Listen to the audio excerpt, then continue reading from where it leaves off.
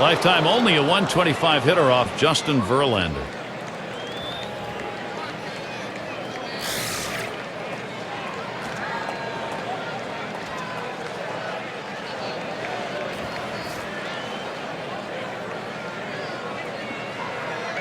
The first pitch.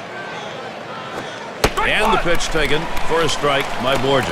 Well, against this guy in this situation, Gary, you've got to go with the changeup.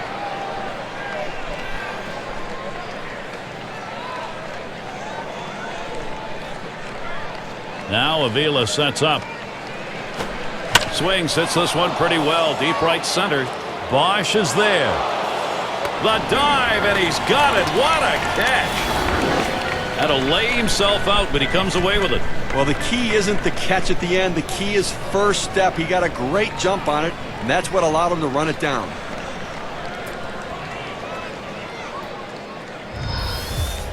So with one away, it'll be Eric Aybar. Flew out last time.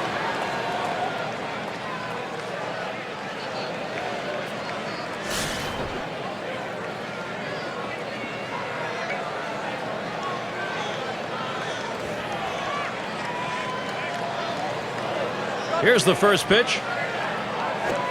And Verlander has him 0-1 with that called strike. Verlander just oozing confidence right now out there. I tell you, the consistency is starting to show. He believes. How's he been getting strikes? Let's take a look at his approach today. Well, what stands out is when he's been most successful is when he's hitting the inside and outside corners of the plate. He's keeping the ball out of the middle, and that's where you have success in this league. That's exactly it. Keep the ball out of the center of the plate, make it difficult for the hitter to center the ball on the bat. Fastball got him 2 down. You've got to have better plate discipline than that. With 2 strikes, you need to be defensive and try to make contact, but when you get a fastball, you need to read whether it's a strike or not.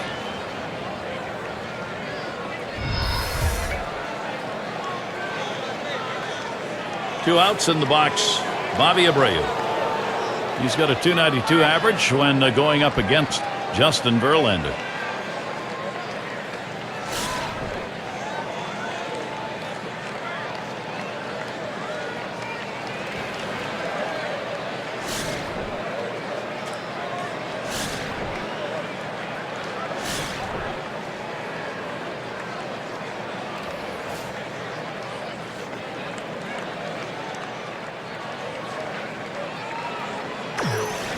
Here's the delivery. Outside as Abreu takes it for a ball.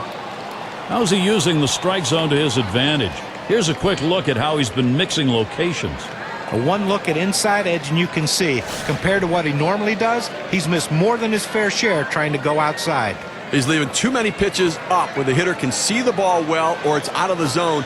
He needs to target the bottom half of the zone much more frequently.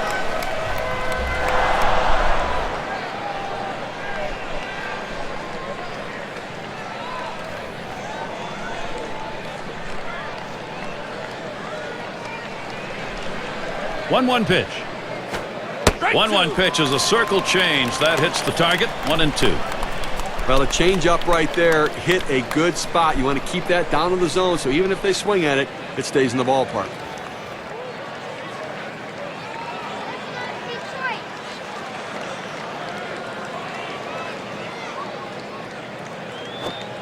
Bobby Abreu has struck out a big swing and a miss.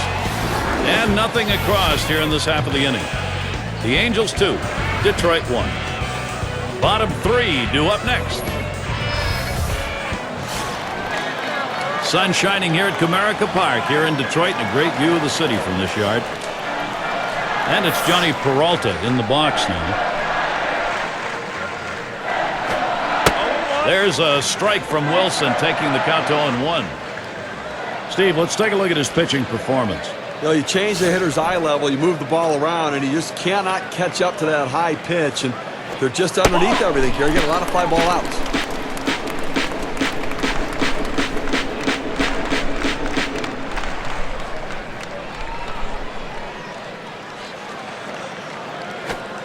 Ooh, tough to lay off there, but it's 2-1.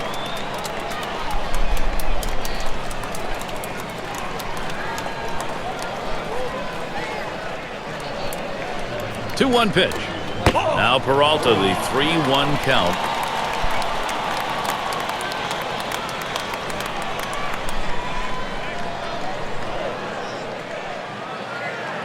He deals. That misses ball 4. The potential tying run on base. Well, good discipline by the hitter to lay off the high pitch and take his base. That'll bring Delmon Young up. Well, Delmon Young has the skill and athleticism to be a superstar.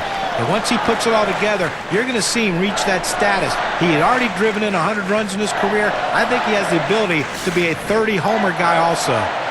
Gary, that walk right there is the tying run in this game. That's not how you want to make the opposition do it. Make them earn it. On the way. Swing and a miss on a ball inside for strike 1. Stevie knows he's really got to pitch now. He's put himself in a situation where he's really brought pressure on himself. These are the type of innings you get really big on you right here. It's about damage control. I know you put the tying run on, but you've got to bear down right here.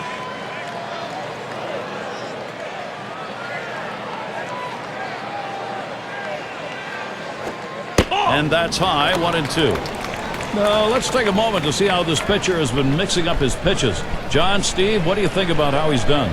Pretty impressive stuff, the way he's been pounding this strike zone.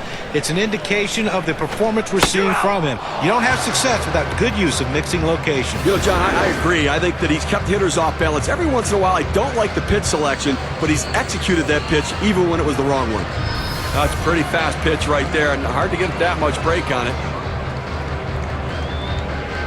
It's Rayburn at the plate.